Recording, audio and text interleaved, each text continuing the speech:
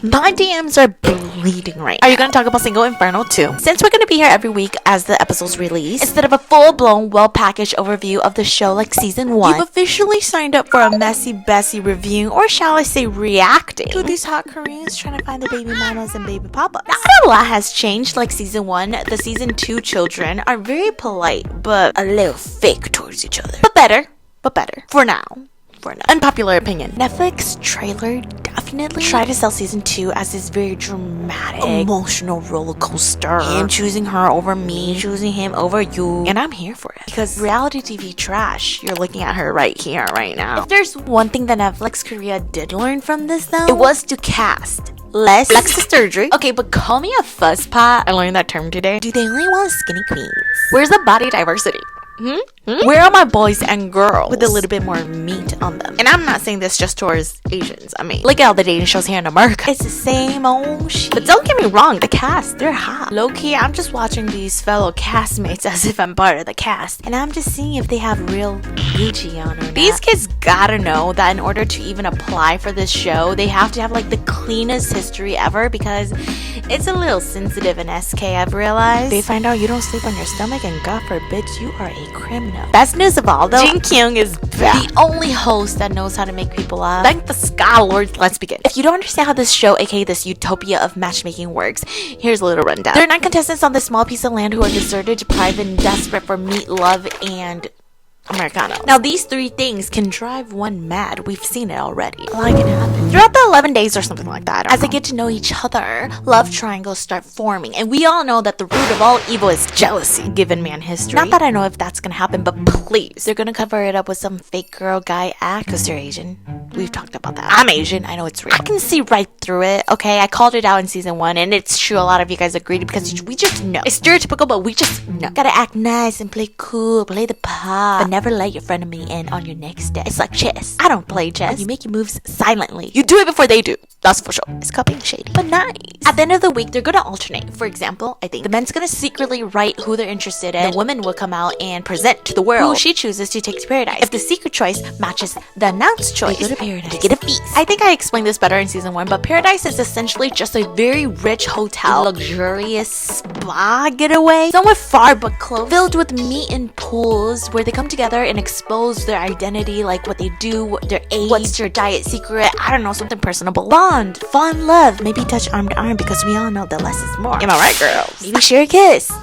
But it's like Netflix Korea. Come on, that's not gonna happen. Ultimately, at the end of the show, whoever matches leaves the island together. They become super famous off the show, and they essentially break up like within 3 months. I'll give it. It's all for fame. Or is it? Episode 1. So here we're set up with the usual. The hill, the pathway, whatever you want to call it, that's connected to paradise. And one by one, you're introduced. I was honestly thinking, like in season 1, the contestants got hotter and hotter the longer they waited. So I'd be so offended if they were like, you go first. Girl, I'm gonna last. I like to disappoint. Because it is so early on, here are my first impressions of each contestant. Suki, I'm gonna butcher names, I'm sorry. She's very cute. They use the term innocent, and to be honest, that makes me big uncomfy. Definitely your girl next door. You want to be her best friend. She's that popular girl at school, but not a mean girl popular. She's like the I'll stand up for you popular. Probably gets a solid 33 on her SAT, president of student council, and probably has a puppy at home. Her strongest suit is apparently the stars in her eyes and how round they are. What about almond shape ass? Dude, they suddenly threw a 180 and brought home a bad hottie type of girl. Sejo. She's hot and she knows she's hot. Maybe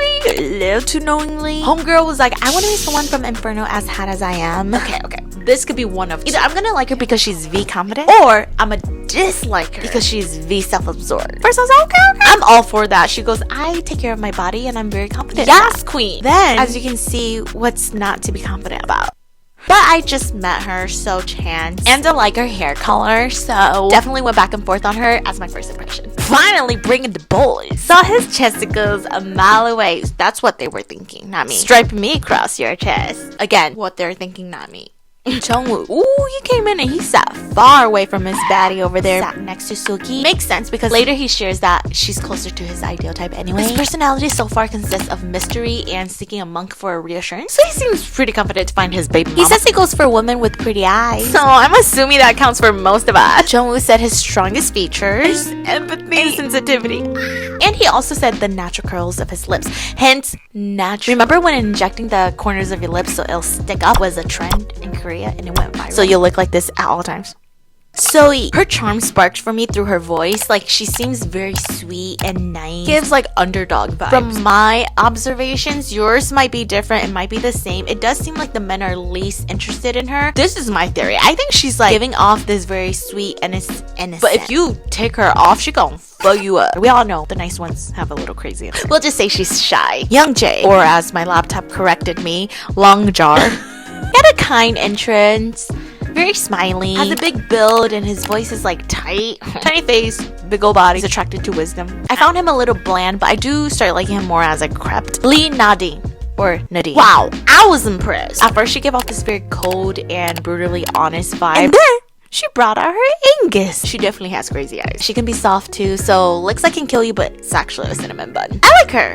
I think she's super charming. Good job, Netflix Korea, for bringing someone fluent in English just for the worldwide viewership aspect of it. I did choke a little bit when she's like, I'm unique and have a natural face, something like that. Now the rhinoplasties in the room, like, I personally feel like she gives off that big sister vibes. She'll beat up your bully for you and you can hide behind her because she's so tall. Kim Hanbin, super positive, smiley, big energy, outgoing, bright, doesn't make things awkward, which I like about him. He just kind of cuts off the ice, breaks the ice. He says he likes it when girls don't avoid eye contact.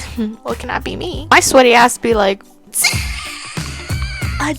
it's getting hot. Dongwoo, he says he likes watching his body grow. I mean, he sounds very mature until he seemed superficial. He says something like, I like fit girls who takes care of the body. Cut the bull. Probably meant skinny toned ass and tits. Bam! Our last case study of an after maturity in the air. So pretty. Sullen. She had a very attractive lower toned voice. She reminds me of girls who have like a very super sexy model like body and then a very cutesy perky bubbly face. Her smile is to be adored. I want her to smile. Like I fell for her too. It factor. At least mine. I did see some Burberry. I saw some Chanel. But again, no Gia.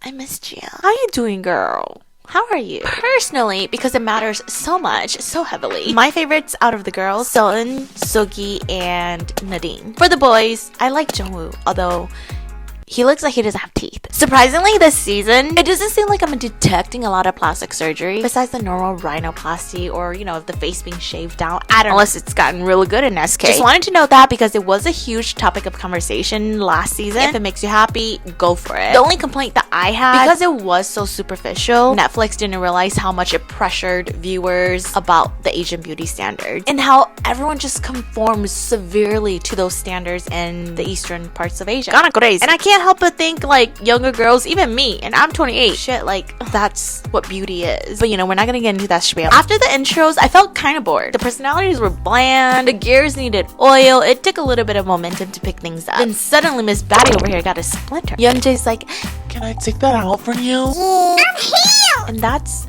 how romance started. Meanwhile, Miss Soe was definitely third wheeling. Winkadinkly, she ended up really liking Longjar, Youngjae. Even Miss Sejong, Miss Batty felt it, and I felt like the claws kind of came out in the nicest form. They were like sitting in their little woman quarters. Sejong's like, who is anyone here your type? In general. And everyone's like, I don't know, bitch, I ain't gonna tell you. And then she goes directly to Soe and was like, what about you? How about you?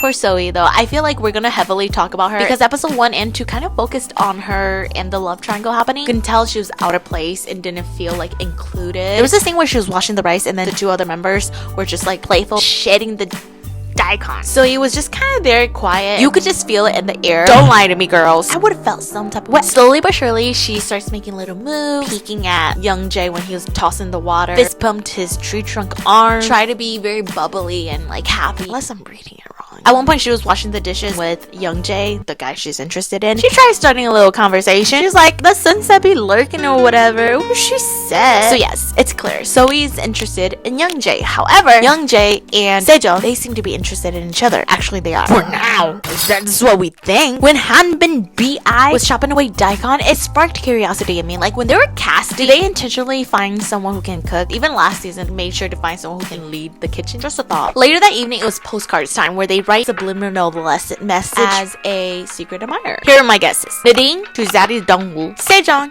Avi, Youngjae. Soe, clearly to Youngjae. Sugi, Jungwoo. Sun, I'm not really sure for her, but I'm gonna say Jungwoo. And then for the boys, Youngjae to Sejong Avi, Dongwoo to Nadine, Jungwoo to Soki, and then Hanbin Bi. I didn't really see him interact with anyone except the daikon he was cutting. So the results rolled in, and I knew it.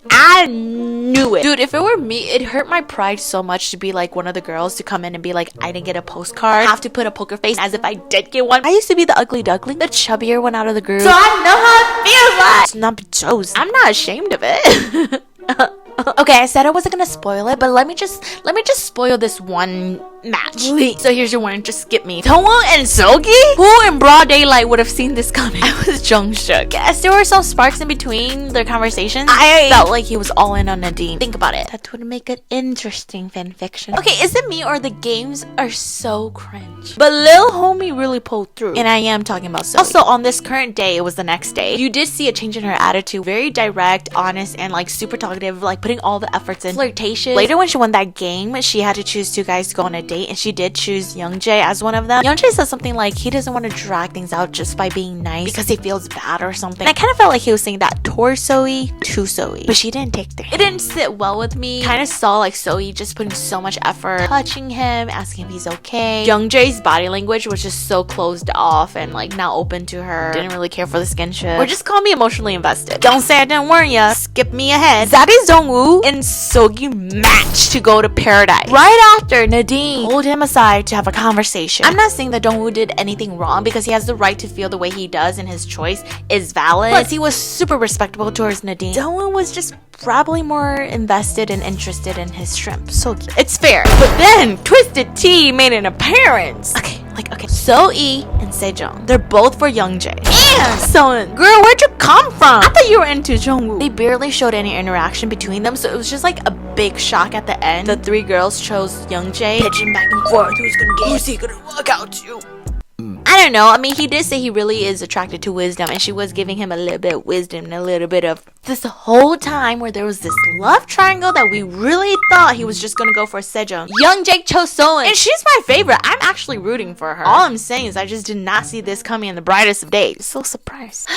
And that's where it ends. Until next episode, when someone new comes onto the beach, they pulled a freaking Bachelor in Paradise move on us. I swear the preview of him, because we don't see his face, just kind of like the back of him and his hair and his body figure or whatever, and the clothes he was wearing, even his sandals. He reminded me of that one guy from season 1, where he was like all into Gia, waiting around just depressed, ready to go home. Oh my god, is it him? But I doubt it. That's my reaction wrap up, whatever you want to call it, on the first 2 episodes. I can't wait to see this unfold because we have Soe out here crying, saying that she was abandoned, and then you have Sejong, she's like the hottest shit alive, completely crying. That's why we're here. We want to be here. But also like, no girl. We've been known he was not interested in you. We are not gonna do that here. We are not. We are strong, independent women. But they out here trying, so let's just give them credit. Imagine if that was you. That would be tough to watch yourself on screen. Like, let me know what your first impressions were on the cast members and what you think is gonna happen. We're gonna tune back next week to see the next episode. Until next time, I'm sending lip. Even if you try, you